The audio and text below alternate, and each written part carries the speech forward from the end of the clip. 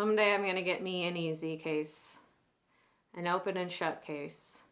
I got a friend in Chicago, he's a big lawyer. Lord, how the money rolls in. You know why? He doesn't take a case unless it's a sure thing. Like a jockey who won't go in a race unless he can ride the favorite. Sometimes I think the law is like a horse race. Sometimes it feels like I ride like fury just to end up back where I started. I might as well be in a merry-go-round or a rocking horse or a golden dancer. That was the name of my first long shot. Golden Dancer. She was in the big side window of the general store in Wakeman, Ohio. I used to stand out in the street and say to myself, if I had Golden Dancer, I'd have everything in the world I ever wanted. I was 7 years old and a very fine judge of rocking horses. Golden Dancer had a bright red mane, blue eyes, and she was gold all over with purple spots. When the sun hit her stirrups, she was a dazzling sight to see.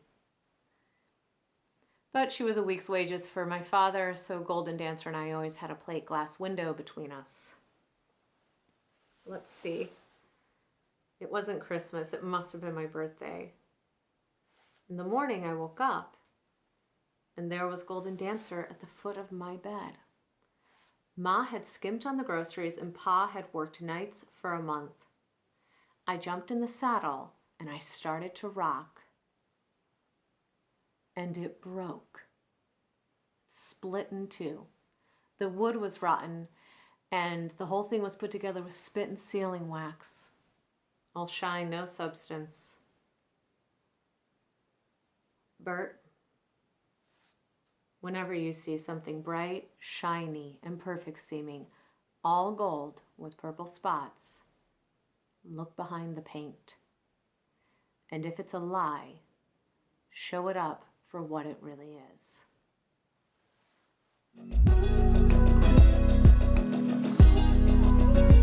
This is such an amazing monologue from Inherit the Wind.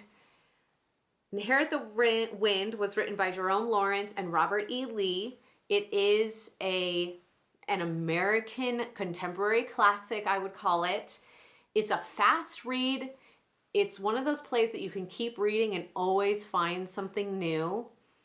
And I love also how this play is so relevant today, which means the writing is so good because it speaks to us on a human level.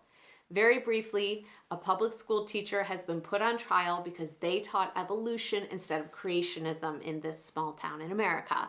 And Drummond, the attorney that I play, often takes these difficult cases where ideology and the Constitution and morality are on trial.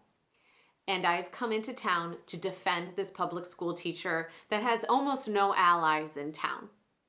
So I'm defending against a very conservative Christian government here. The trial has ended when this happens.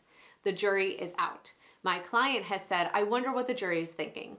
I have said, when you do this as long as I've done it, you get a sense of these things. And my client has said, well, what's your sense?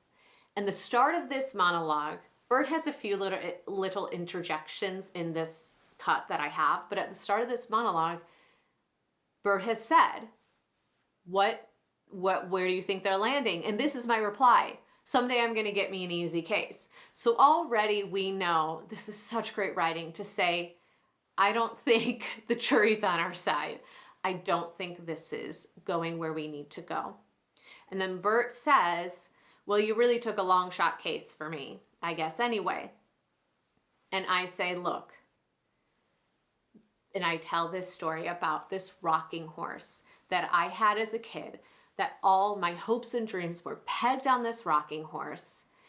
And then it ended up being a lie. It ended up being a piece of crap that I had built so much on, that my parents had sacrificed so much for, and it was a fraud.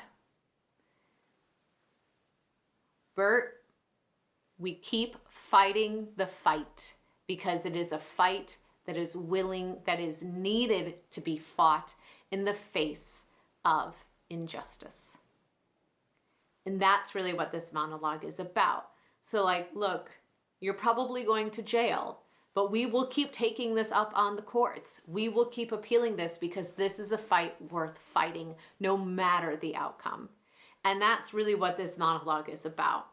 Like, look, when you see something that smells bad, when you discover that something is not as it should be, do the right thing. And that's what we have done in this courtroom. Maybe there are some people out there who heard this trial that are starting to rethink things. It's so great. I just love this piece. It's one that I would maybe revisit further down the challenge and check it out, play with it. Drummond is totally not my casting really, but I just wanted to play with it anyway because this is a monologue challenge and it's not a castability challenge. And check it out. If you liked it, give this a thumbs up, please. Subscribe and write a little comment below. I'd love to hear your thoughts. Thank you so much.